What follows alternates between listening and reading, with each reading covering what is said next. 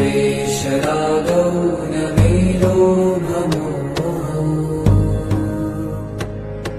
मदो नैव मेनैव मात्सर्यभावः न धर्मो न चार्थो न कामो न मोक्षः चिदानन्दरूप शिवोऽहं शिवोऽहम्